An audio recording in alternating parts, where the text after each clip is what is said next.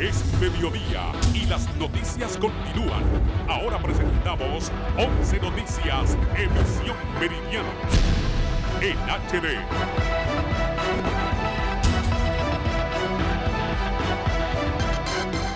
Los titulares son presentados por Ciudad Jaraguá.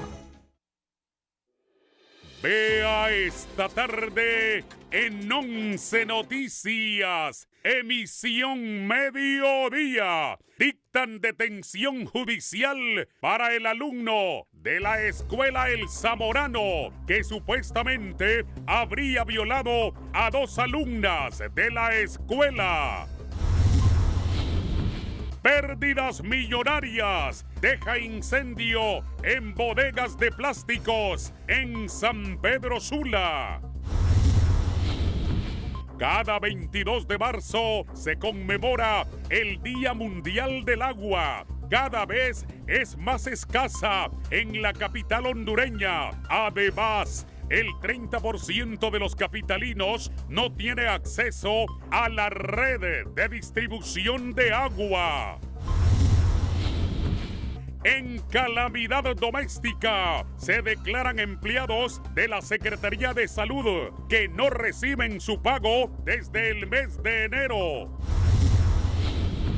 Y en noticias internacionales, Volodymyr Zelensky afirma que para cumplir ultimátum de Rusia tienen que destruirnos a todos. Estas y otras informaciones a continuación en 11 Noticias, emisión mediodía.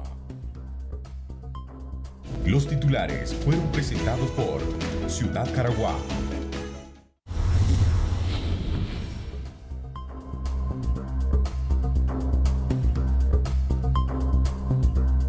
Hola, ¿qué tal están? Es un gusto saludarle a esta hora del mediodía. Le damos la bienvenida a 11 Noticias, emisión meridiano. Judith Bellino es quien le saluda con muchísimo gusto, invitándole que permanezca con nosotros durante la próxima hora de información. También le damos la bienvenida a todos aquellos que nos escuchan a través de Radio Visión Honduras y las diferentes frecuencias en el territorio nacional, presentando las noticias del mediodía junto a Darío Bonilla. ¿Cómo está usted?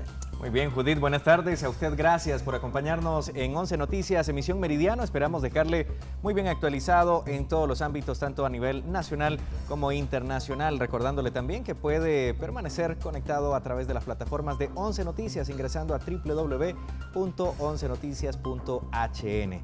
Iniciamos esta emisión de 11 Noticias, específicamente con un enlace en vivo. Ya está preparada nuestra compañera Gisela Calix, quien nos habla sobre este tema que ha sido muy controversial. Es que han dictado detención judicial para el alumno de la Escuela Agrícola Panamericana del Zamorano, quien supuestamente habría violado a 2 jovencitas o a 2 alumnas de allá de esa escuela.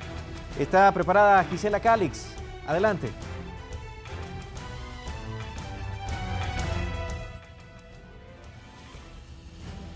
Bien, bueno, Gisela Calix está restableciendo la comunicación para ampliarnos sobre esta temática. Ya desde ayer leímos el comunicado también que emitió la Escuela Zamorano para poder dar a entrever de que inmediatamente se dieron cuenta de esta denuncia, Judith, pues se puso a la disposición de las autoridades el joven estudiante también de esta misma institución. Como se lo dice, ha sido trasladado hasta un batallón, ahí estará recluido, mientras que ya expertos en derecho penal han dado a conocer la pena que estaría purgando él por este delito. Oscila entre los 9 y los 13 años de prisión, mientras que las 2 personas que habrían sido violadas, estas menores de 17 años, pues se mantienen como testigos protegidos al momento de que ellas pues rindieron declaración. ¿Tenemos a Gisela, Darío? Está preparada Gisela Calix para ampliarnos la información. Gisela, nuevamente, adelante. Así es, buenas tardes, compañeros en el estudio y televidentes de 11 Noticias. La Fiscalía de la Niñez ha interpuesto requerimiento fiscal en contra de este joven de 18 años por la supuesta violación de estas 2 menores de edad de apenas 17 años. A continuación, Bárbara Castillo, portavoz de los Tribunales de Justicia, brinda detalles acerca de lo que fue la audiencia de declaración de imputado, y también escucharemos a Yulisa Gómez, ella es portavoz del Ministerio Público. Efectivamente, un juez de letras penal de turno extraordinario ha tomado audiencia de declaración de imputado en la causa instruida contra Byron Ezequiel Zamora Ordóñez, acusado por el delito de violación agravada en perjuicio de 2 menores de 17 años de edad. El juez ha dictado detención judicial y señaló la audiencia inicial para el próximo viernes 25 de marzo a las 9 de la mañana, cuando será el momento procesal oportuno para la evacuación de medios de prueba. ¿A qué centro carcelario ha sido enviado? Este joven fue remitido al primer batallón. Sus abogados solicitaron al juez que si era posible que se remitiera a este lugar en virtud de que temían por su seguridad. Este joven tiene 18 años de edad y pues ya fue remitido al primer batallón de infantería. En el día de hoy, los fiscales de turno del Centro Integrado de Tegucigalpa lograron que el juez competente le dictara detención judicial al joven estudiante Byron Ezequiel Zamora Ordóñez, de 18 años de edad y de nacionalidad ecuatoriana, a quien se le supone responsable por el delito de violación agravada en perjuicio de 2 de sus compañeras, también de nacionalidad ecuatoriana. Las víctimas y el supuesto agresor cursan estudios a nivel superior en la Escuela Agrícola Panamericana El Zamorano. Las actuaciones de los fiscales responden a la denuncia que formalmente presentó ante las autoridades. En ese sentido, en atención al principio de legalidad y objetividad, los fiscales coordinan el trabajo con la DPI y produciéndose la detención del sospechoso. La investigación que arroja indicios de responsabilidad penal, razón por la cual la Fiscalía presentó requerimiento fiscal el día de ayer por el delito de violación agravada, contemplado en el artículo 249, numeral 3, en relación al artículo 251 del Código Penal en perjuicio de 2 testigos protegidas. El juez que conoce de este caso ha citado para el próximo viernes para que se celebre la audiencia inicial en contra del supuesto responsable de haber cometido este delito de violación especial en contra de estas 2 menores, mientras que el Ministerio Público ha anunciado que también realizará algunas inspecciones en el centro educativo porque no se descarta que pudieran haber más casos relacionados a estos hechos. Entre tanto, vamos hasta la ciudad de San Pedro Sula con nuestro compañero Herlin Díaz, quien nos brinda más detalles acerca de noticias generadas en esa ciudad.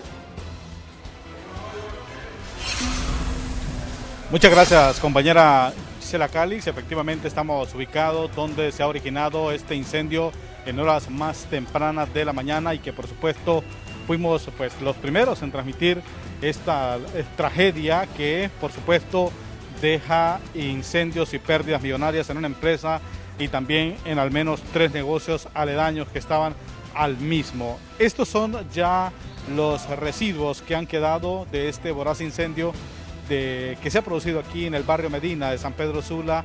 Estamos hablando en la 10 calle y primera avenida de la capital industrial del país. Vamos a mostrarles parte de una de las bodegas de esta empresa que se dedicaba a elaborar lo que son platos y también vasos, entre otros productos desechables que se distribuyen en esta zona y que eso pudo pues atizar más las llamas para que se originara lo que ustedes están observando en este momento completamente en vivo, más las imágenes que estamos mostrando también que ocurrieron en horas tempranas de esta mañana aquí en San Pedro Sula. No hay nada que rescatar, según los propietarios, lo han perdido todo. Recién conversábamos con el propietario de un negocio que se dedicaba a la elaboración de parlantes para disco móvil y todo ese equipo, y él ha dicho que ha perdido unos 7 millones de lempiras aproximadamente. Mientras aquí están las ruinas de una de las bodegas de otra empresa que se dedicaba esta vez a la elaboración de productos desechables. Esto ha ocurrido pues en horas tempranas de la mañana. Ya el cuerpo de bomberos ha sofocado el siniestro y muchos testigos han informado que se debió a la quema de basura que hacía un indigente, aunque el cuerpo de bomberos aún no ha dado el veredicto final, que fue lo que originó este incendio en este sector de esta empresa que se dedica, repito, a la elaboración de desechos plásticos y también a lo que son pues las otras empresas que se dedican a otros tipos de negocios. Con estas imágenes voy a ir con mi compañero Víctor Valladares, que nos tiene más actualidad informativa a esta hora del mediodía. Víctor, buenas tardes. Así es, en este momento, Herling, nos ubicamos en la Casa del Partido Liberal, donde en este momento se da lectura a un documento con la posición del Partido Liberal con el tema del empleo por hora. Vamos a escuchar en este momento ya la etapa de preguntas y respuestas. Vamos a escuchar al abogado Yanni Rosenthal, un documento adjunto que explica de forma más detallada la posición del Partido Liberal.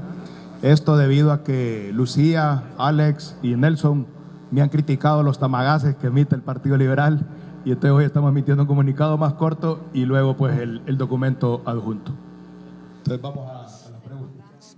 Vamos entonces a la etapa de preguntas y respuestas sobre este tema del empleo por hora que en este momento se brinda aquí en la Casa del Partido Liberal. En este caso, esto ya es parte de un consenso, lo han hablado con la bancada del Partido Liberal en el Congreso Nacional a efecto de que puedan cabildearlo en ese escenario, porque buen sector de la bancada de Libre, o casi todos en coro, dicen que esto se debe de eliminar. Sí, este tema sí se ha platicado con la bancada del Partido Liberal. De hecho, ellos están trabajando en generar un proyecto de decreto a partir de esta posición, que esperan presentarlo como bancada. O sea, no es una posición de un solo diputado. Por supuesto, por procedimiento parlamentario tiene que haber un diputado que lo va a presentar, pero lo va a presentar a nombre de la bancada, firmado por todos los diputados que todos coinciden con esta solución. La solución, vale la pena mencionar, es porque el recargo del 20% que contiene actualmente la ley de trabajo por horas no incluye todos los beneficios que incluye un trabajador que está con un mecanismo normal, o sea, con el Código del Trabajo. Y si nosotros hacemos el cálculo de los beneficios que recibe un trabajador con el Código del Trabajo, es 32% sobre el salario, no 20% como establece la ley. Entonces, por eso nosotros estamos proponiendo que se aumente de 20 a 32, para equiparar ese trabajador que está de trabajo por hora al trabajador que está con el Código del Trabajo. Esto también va a eliminar el beneficio incorrecto que algunas empresas han estado aprovechando de reducir costos, y entonces convierten empleados permanentes a empleados por hora porque se ahorran ese 12%. Entonces, esto va a eliminar la causal o el beneficio que existe para las empresas que están aprovechando incorrectamente la ley por esto. Lo segundo es que hay sectores de la economía que consideramos que no deberían calificar para este tipo de beneficio, y hay otros sectores que sí nosotros consideramos que es importante que estén incluidos. Entonces, ahorita me mencionaba Alan Ramos, exalcalde de Puerto Cortés, donde hay mucho turismo, me dice el sector de turismo utiliza mucho la ley de trabajo por horas. Ahí estamos 100% de acuerdo que esa industria lo utilice, porque, por ejemplo, para Semana Santa ellos contratan muchísima gente, pero solo es por esa semana, o tal vez 2 o 3 semanas, ¿verdad? Y en el verano. Y luego cuando viene la época de lluvia les baja, entonces para ellos perfectamente debe aplicar, igual que para la industria de la construcción, igual que para algunos sectores agrícolas que tienen cosecha únicamente en algunos periodos del año. Para eso se diseñó la ley. Pero nosotros vemos que, por ejemplo, está siendo utilizada por empresas de seguridad. Y esas empresas de seguridad son trabajos permanentes y los tienen por horas. Entonces, si hay una empresa de seguridad que tiene los empleados por hora y otro que sí está cumpliendo correctamente con la ley y los tiene empleados permanentes, pues la segunda empresa está en desventaja contra la primera, y por eso proponemos que ese tipo de industrias no clasifiquen, y proponemos que exista un registro en el Ministerio de Trabajo y que sea el Ministerio del Trabajo quien clasifique. Este tipo de industria puede clasificar, esta no, esta sí, esta no. Y así nosotros tendremos más justicia para nuestros trabajadores. El periodista Nelson de Radio América. Seguimos. Buenas tardes, abogado Yanni. Preguntarle de qué forma se va a evitar y cómo están planteando ustedes que no se sigan perdiendo los empleos formales, porque esas son las denuncias que han habido, abuso de esta ley de empleo por hora.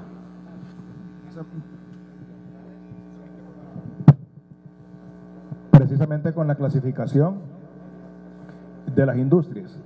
Entonces, la industria que sea de empleos permanentes, yo puse el ejemplo ahorita de las empresas de seguridad, no podrían estar clasificadas como empresas que puedan utilizar este mecanismo. Mientras que las empresas de turismo, que sí efectivamente es otro buen ejemplo, que utilizó Alan, es así. Entonces tendrá que crearse un registro al efecto en el Ministerio del Trabajo y que ellos clasifiquen las empresas que realmente ameritan la ley de trabajo por horas y excluir, no empresas, sino que industrias, o sea, todo el tipo de industria, mejor dicho. Entonces, industria del turismo sí, industria de seguridad no, industria de construcción sí, así para hablar por industria, no por empresa. Ellos tendrán que hacer la clasificación. Eso resuelve el problema que usted pregunta, porque se elimina la migración de trabajos permanentes a trabajos por horas y al mismo tiempo se protege la inversión y se promueve la generación de empleo con la ley de trabajo por hora, que hay que reconocer sí ha generado empleos adicionales.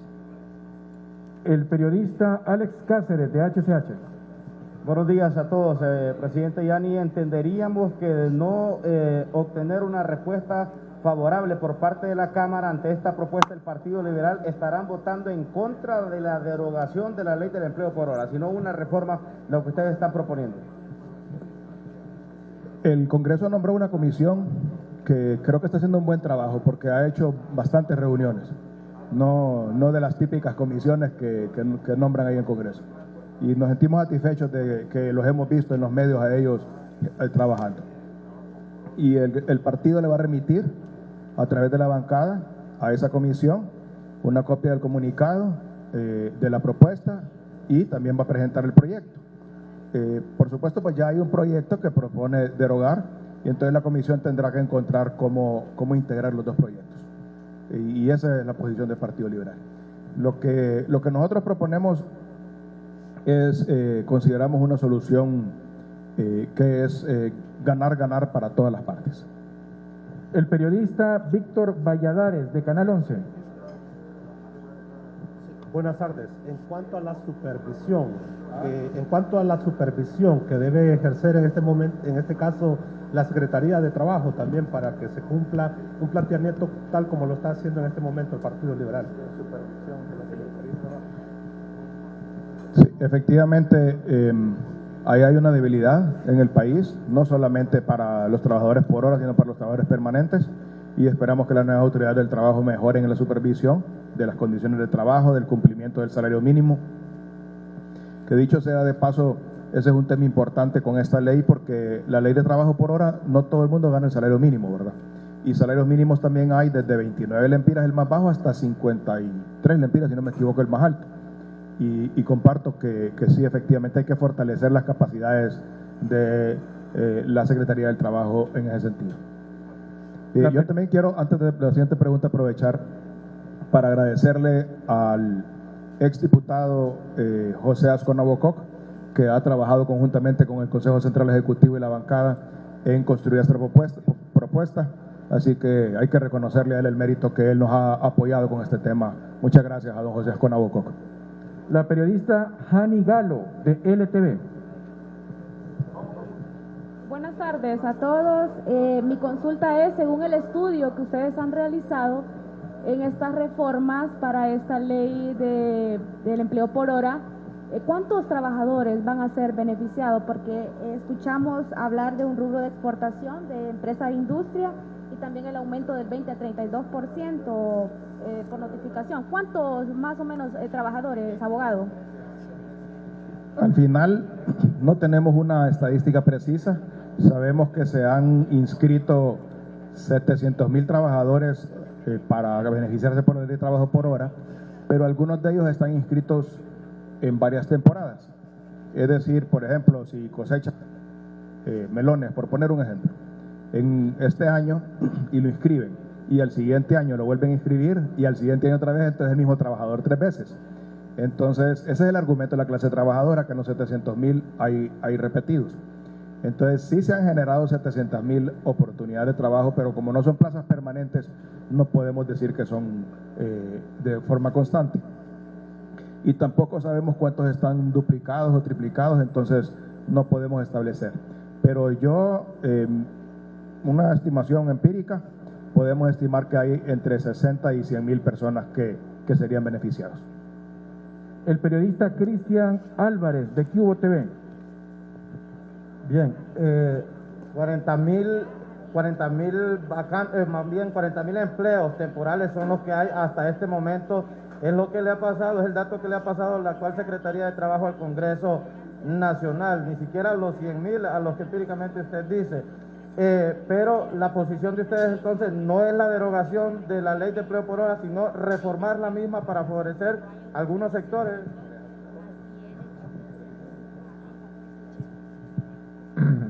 Ese es el a poder reformar la ley, porque ya esta ley está beneficiando a algún sector, pueden ser 40.000, 50.000, 60.000.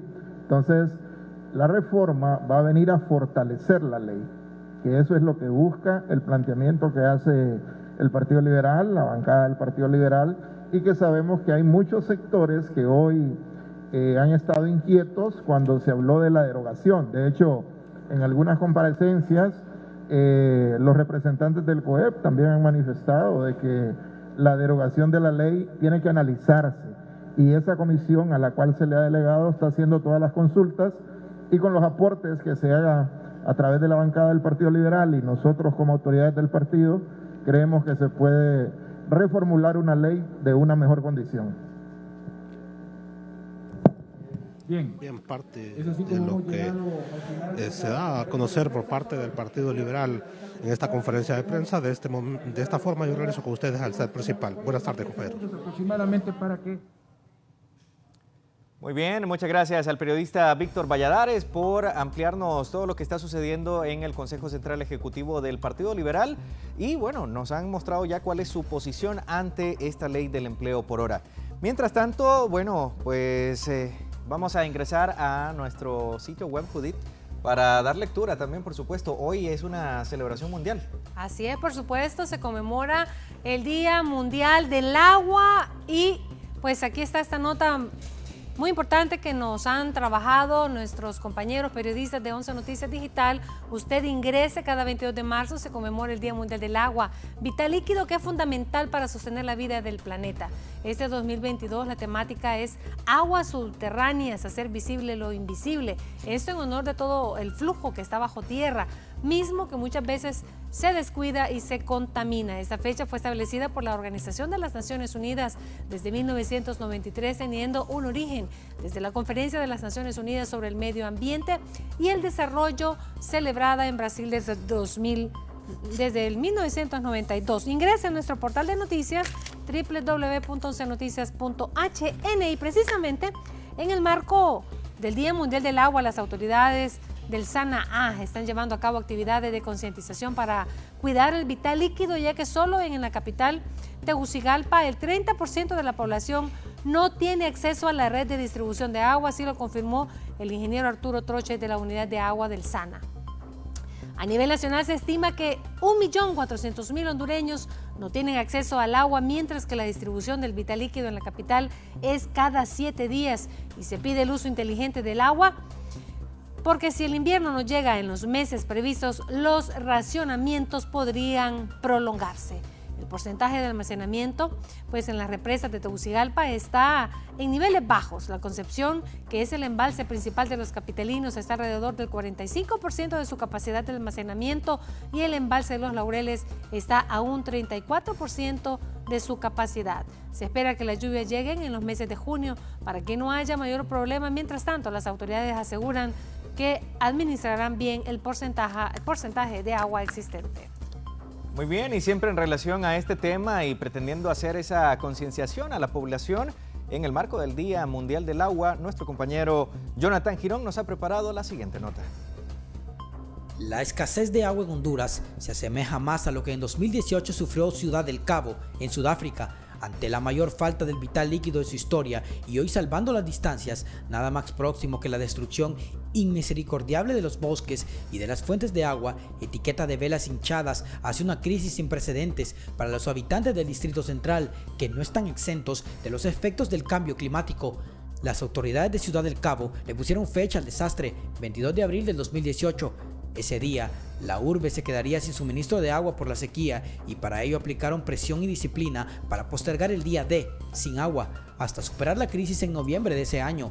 Cauces secos, como sucedió en años anteriores en el río Choluteca, altas temperaturas, creciente demanda social por falta de agua en los hogares, como la producción, subrayan la necesidad de recurrir a la construcción de represas, de redes de sistemas de riego por goteo, de retirar de las represas Los Laureles y La Concepción el sedimento acumulado, entre otras. La escasez de agua afecta aproximadamente al 40% de la población mundial y, según predicciones de las Naciones Unidas y el Banco Mundial, para el año 2030, la sequía podría poner a 700 millones de personas en riesgo de desplazarse. La crisis del agua ha sido persistente desde el año 2012 y hoy figura entre los primeros 5 peligros de la lista de riesgos globales por el impacto del Foro Económico Mundial. El uso del agua creció a más del doble de la tasa de crecimiento de la población del siglo pasado, discrepancia que hoy lleva a ciudades desde Roma a la Ciudad del Cabo, a Lima o al Distrito Central de Honduras, formado por Comayagüela y Tegucigalpa, a imponer fuertes racionamientos de agua. Para 1992, el Distrito Central tenía 600,000 habitantes. Hoy la población es casi 1.3 millones, según el Instituto Nacional de Estadísticas, lo que indica que en los últimos 30 años aumentó más del doble, contando con los mismos servicios de agua potable. El embalse Los Laureles, capaz de almacenar 12 millones de metros cúbicos, fue finalizado en 1976 y proporciona agua al 30% de la población en ese entonces. La represa La Concepción fue construida de 1989 a 1992 y abastece el 50% de los habitantes. En mayo del 2016, a menos del 25% de la ciudad, unas 200 colonias del oriente de Tegucigalpa tenían problemas con el servicio de agua ante la falta de capacidad de la planta de tratamiento El Picacho, que se abastece de La Tío y La Tigra, zona del Parque Nacional, hoy ha tocado por el proyecto habitacional Bosque de Santa María. Como la Alternativa de Reivindicación Comunitaria y Ambientalista de Honduras, otras organizaciones y personalidades ambientalistas del país. Entre las colonias afectadas figuran La Sosa, La Esperanza, La Travesía, San Miguel, Buenos Aires, El Bosque, El Manchén, El Picachito, 21 de octubre y La Era. Otras plantas de tratamiento, como El Chimbo y Miraflores, han reducido su capacidad máxima en 1/3 o la mitad de litros por segundo de producción. En octubre 12 del año pasado, pobladores de colonias vecinas en la carretera Ciolancho, a la altura de la procesadora metropolitana de carnes, en protesta por la falta de agua, los demandantes fueron desalojados por la policía para permitir la libre circulación. Proyectos como Represa Hualcerique están en el papel desde 1950. Contará con capacidad de acopio de unos 80 millones de metros cúbicos. En papeles también está la represa Río del Hombre, con capacidad de 100 millones de metros cúbicos.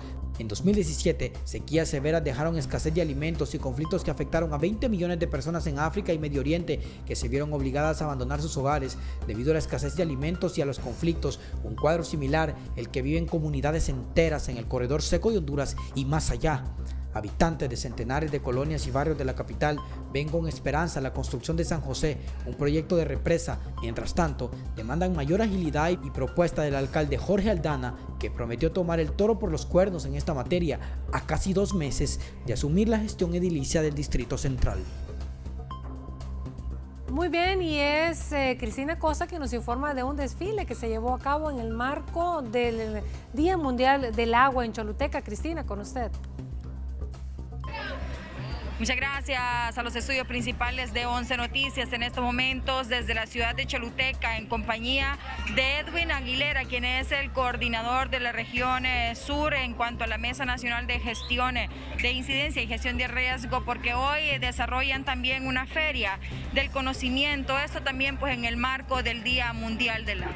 Sí, efectivamente, hoy 22 de marzo en el marco del Día Mundial del Agua, pues estamos desarrollando la Mesa Nacional de Incidencia para la Gestión de Riesgo en la región sur, la 11ª Feria del Conocimiento en Gestión del Riesgo, que este año le hemos denominado Acceso Seguro al Agua y Resiliencia Territorial Inclusiva.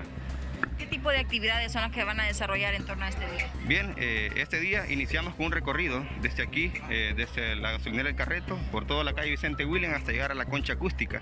Ya apostados en la concha acústica, pues vamos a desarrollar diversas actividades, se van a presentar stand informativos de todas las organizaciones que son parte de este espacio de la Mesa Nacional de Gestión de Riesgo aquí en la región sur y otras actividades alusivas al evento ahí precisamente en el espacio de la concha acústica. ¿Cuenta con la participación de diferentes instituciones? Contamos con la participación de todas las organizaciones que confluyen en este espacio, en el espacio de la Mesa Nacional de Gestión de Riesgos, que precisamente son todas aquellas organizaciones de aquí en la región sur que están vinculadas al tema humanitario y al tema de cambio climático y gestión de riesgo aquí en la región sur. ¿Con esto también se pretende concientizar sobre el razonamiento del agua? Fíjese que ese es el objetivo esencial del desarrollo de este evento cada año, que es generar sensibilización en la población y en los tomadores de decisiones respecto a la gestión de riesgo. Y en este año enfatizar en el tema del recurso agua, cómo utilizamos este recurso pero de manera racional, ya sea utilizando incluso el agua subterránea, pero de manera racional, ¿no? Y el agua que tenemos a disposición en casa también, pero de manera racional. Importante porque este vital líquido es indispensable para la vida. Muchas gracias por la información a Edwin Aguilera. Con esto retornamos a los estudios principales en cuanto a la concientización que se pretende hacer hoy para el tema del vital líquido como el agua. Retornamos a los estudios principales desde Choluteca para 11 Noticias. Cristina Costa. Gracias, Cristina. Adquiere tu propio dominio web y correo electrónico con Webmail Hosting de Cable Color de Negocios Corporativos. Cable Color llama a los teléfonos 2263-2020 y 2540-2020 para conocer todas las promociones que Cable Color tiene para ti. Cable Color, una empresa 100% hondureña. Y por otra parte les tengo pues también una excelente recomendación y es Botanica Works, que alivia las piernas pesadas y adoloridas. Botanica Works Circulación Crema es un producto europeo que controla los trastornos circulatorios.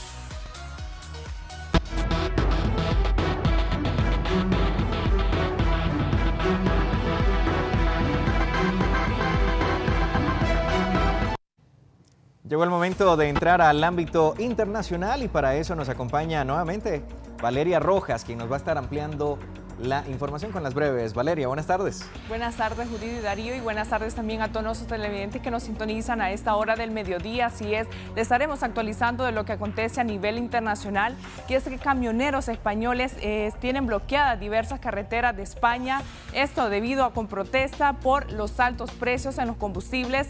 Esto y más a continuación en las breves internacionales.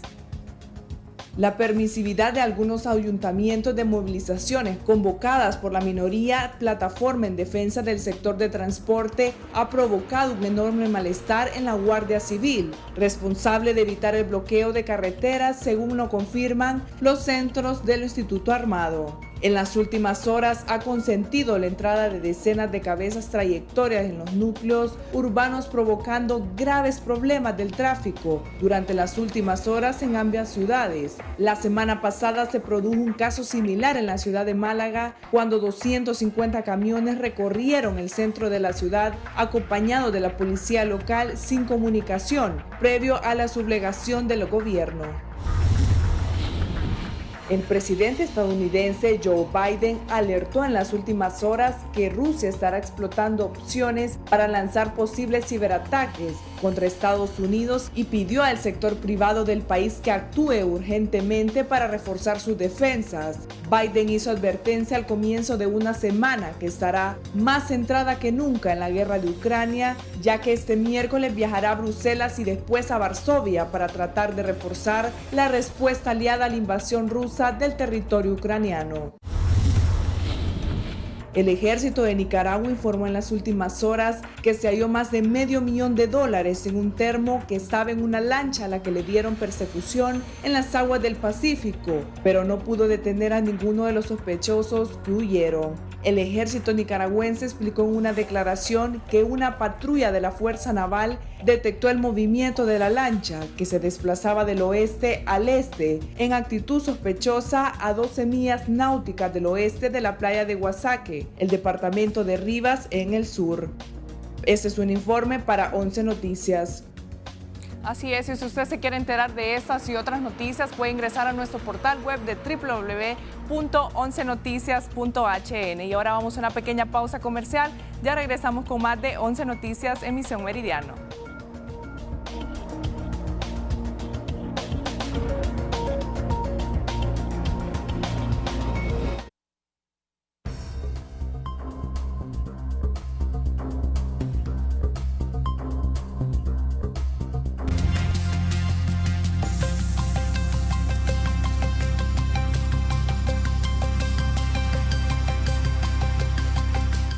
El presidente de Ucrania, Volodymyr Zelensky, dijo hoy que su país no puede cumplir el ultimátum de Rusia de entregar la estrategia de la ciudad de Mariupol, porque para ello las fuerzas rusas tendrían que destituir el pueblo ucraniano. Ucrania no podrá cumplir el ultimátum, no podremos hacerlo físicamente. ¿Cómo puede hacer esto? Tendrían que eliminarnos a todos y entonces su ultimátum se cumpliría automáticamente, dijo Zelensky en una entrevista con medios europeos, un extracto de lo cual fue publicado en el portal ucraniano. Añadió que incluso en ciudades ya ocupadas por los rusos como Melitopol, cuando ellos, las tropas rusas, entran, la gente no se rinde, los rusos se levantan la bandera, la gente baja y mataron a un hombre, si la gente se esconde, pero por la noche salieron y volvieron a quitar la bandera. ¿Qué quiere, destituirnos a todos?, exclamó Zelensky cuando afirmó que ya no estemos, enfatizó el jefe de Estado ucraniano. La ciudad portuaria de Mariupol en el sureste de Ucrania centra la atención de la guerra con Rusia, un asedio que se mantiene desde hace días y que tiene visos de prolongarse.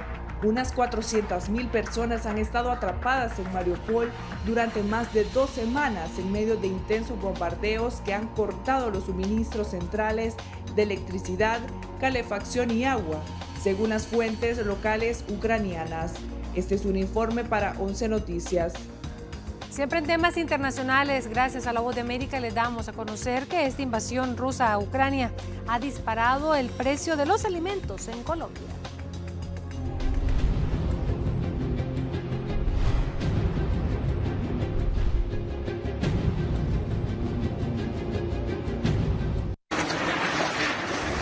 La invasión de Rusia a Ucrania ha traído efectos devastadores en la economía. América Latina no es la excepción. La llegada a Colombia de insumos agroquímicos provenientes de estos dos países ha disminuido, según el Ministerio de Hacienda. Este tipo de circunstancias pueden llevar a elevar los costos de esos productos y con ello contribuir a un incremento de los precios del sector agropecuario en el mundo entero. La Sociedad de Agricultores de Colombia, SAC, asegura que uno de los fertilizantes más escasos en la actualidad es la urea, que proviene en un 42% desde Rusia y ha elevado los costos de ciertos productos de la canasta familiar. Si las condiciones de hoy se mantienen de aquí a 3-4 meses, evidentemente sufrirán los costos de producción de los agricultores colombianos. Jorge Bedoya, director de la SAC, señala que la coyuntura tiene un tinte de incertidumbre bastante alto, teniendo en cuenta que Colombia elevó su costo de vida en los últimos años. A enero la inflación anual en el país se ubicó en 6,94%, mientras que en los alimentos llegó a 19,94%. Pues habrá más costos para nuestros productores, eso puede llevar a que se reduzca la utilización de fertilizantes y eso conduce a menores productividades por hectárea o también a menores siembras. Según el Ministerio de Hacienda, los productos que podrían sufrir más escasez son las hortalizas, la papa, el arroz, la caña de azúcar y el maíz. Jair Díaz, Voz de América, Bogotá. Muy bien, y retornando al orden nacional, en la zona norte del país, pues han dictado detención judicial contra 3 supuestos narcotraficantes, esto en los juzgados sanpedranos. Víctor Nil nos tiene los detalles. Buenas tardes, en los estudios principales de 11 Noticias. Me encuentro desde el Palacio Judicial aquí en San Pedro Sula en relación a la captura de 3 supuestos narcotraficantes. A continuación, el portavoz Rui Barahona. Así es, acá en el Palacio de Justicia, propiamente en el Juzgado de Letras Penal con competencia territorial nacional en materia penal, se ha desarrollado la audiencia inicial en la causa contra 3 individuos capturados en un punto de control policial en la carretera CA13 de Corinto, Pomoa, en Puerto Cortés, de tal forma que el juez de letras Penal con Jurisdicción Nacional ha impuesto la medida cautelar de la detención judicial por el término de ley a Henglin Jair, James Ruiz, Jason Feliciano Lino Quito y Marjorie Laomi Rodríguez Guzmán, a quienes se les considera responsables del delito de tráfico de drogas agravado en perjuicio de la salud de la población del Estado de Honduras. Y por la imposibilidad de otorgar una medida alterna a la detención judicial, el juez de letras penal con Jurisdicción Nacional los ha remitido al Centro Penitenciario del Progreso en el departamento de Lloro y ha fijado la audiencia inicial para las 9 de la mañana del jueves 24 de marzo de la presente semana. ¿De dónde venían provenientes ellos? Ellos iban ingresando o ingresaron por el puesto,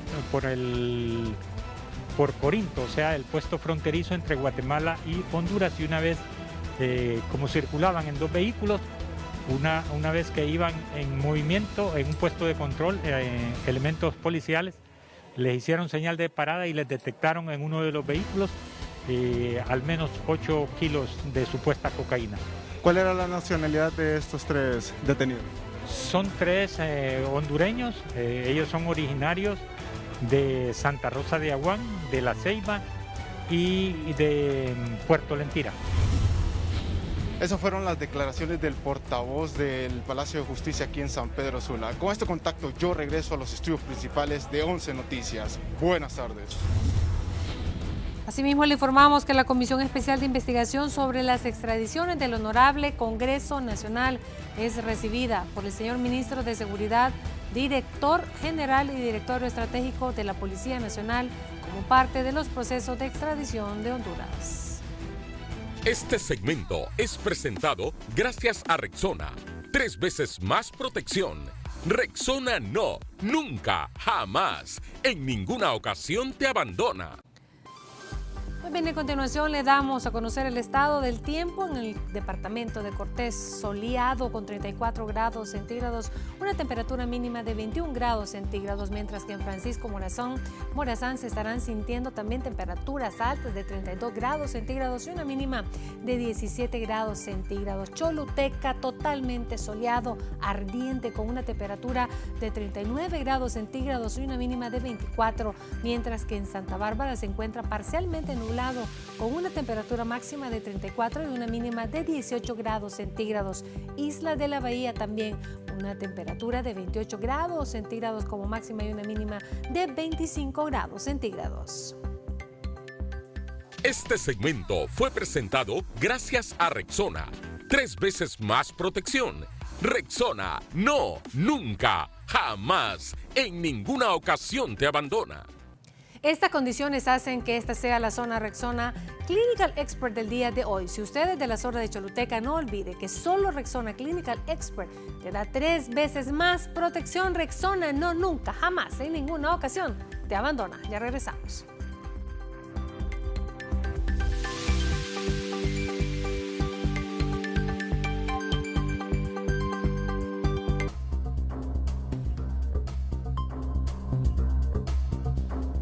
Gracias por continuar informándose con 11 Noticias, emisión Meridiano. La periodista Kelly Olivera nos amplía la información que a continuación le presentamos, y es que en calamidad doméstica se encuentran los empleados de la Secretaría de Salud. Buenas tardes, así es, nos encontramos con el presidente de la Asociación Nacional de Enfermeras y Enfermeros Auxiliares de Honduras, José Orellana. Hay buenas noticias para el sector de enfermería, al menos 400 contratos están listos para que este personal del área de la salud trabaje tranquilamente, Josué. Bueno, yo creo que como máximo gremio de enfermería auxiliar en el país es la obligación de nosotros poder representar dignamente los intereses de estos trabajadores, no solo el derecho que tienen a un trabajo en materia laboral, sino que es un derecho humano también, ese derecho al trabajo, y sobre todo compañeros que se han expuesto frente a la población hondureña. En este momento la situación que vamos a discutir con el ministro de Salud es sobre el tema de los pagos y cómo entregar en el menor tiempo posible los acuerdos que ya están en Secretaría de Salud, que para hablar de enfermería son más de 400 los que se van a entregar, pero también necesitamos aligerar el paso con el tema de pagos, porque desde el mes de enero no se le ha hecho efectivo el salario a los compañeros. En este momento están manifestando que ya no pueden ir a sus áreas de trabajo porque no tienen el dinero para pagar ni el bus tan siquiera. Entonces es una situación difícil que debemos de resolverla en los próximos días, y yo creo que en este tema es que vamos a lograr muy buenos acuerdos con el señor ministro, ya que ha sido un ministro de puertas abiertas con el gremio de ANEA, con el gremio de enfermería. Yo creo que eso es oportuno también para poder llevar una respuesta en tiempo y forma a los trabajadores, que en este momento están ávidos de que les podamos dar una respuesta inmediata. ¿Están prácticamente ya en calamidad doméstica los trabajadores de la salud por falta de pago? Sí, mire, es bien complicado porque recuerde usted que en este tema, parte de lo que está diciendo los compañeros es que no lo están aguantando más en los apartamentos, en las casas. Los alquileres le están diciendo hasta el 31 de marzo los vamos a aguantar, luego los vamos a echar a la calle. Entonces es bien complicado, y peor aún cuando algunas organizaciones de salud, aún y cuando nosotros habíamos logrado un acuerdo con el señor ministro de Salud, le metieron en la cabecita a los trabajadores que no firmaran contrato por 3 meses. Ese fue el más grande error por 2 cosas. Número 1, porque se atrasó mucho más el pago, y número 2, porque expusieron a los compañeros que quedaron despedidos. Hoy a los compañeros que ya no queden nombrados se les acabó el tiempo para demandar, y eso es grave porque automáticamente estos compañeros, su despido ya está firme y por lo tanto no hay más nada que hacer. Creo que son de los errores que los dirigentes no debemos de cometer.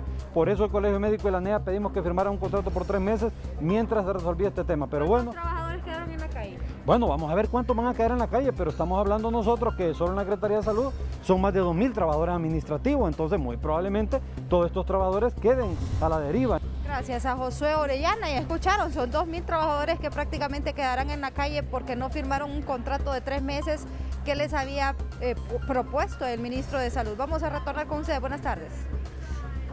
Gracias, Kelly Olivera. De inmediato le presentamos la siguiente nota porque angustiados padres están buscando a 2 niñas desaparecidas en Intibucá.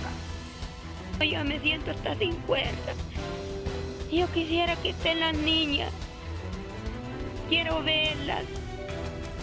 Esta es la súplica que una abuela hace a los hondureños tras varios días de no saber nada de sus 2 menores nietas.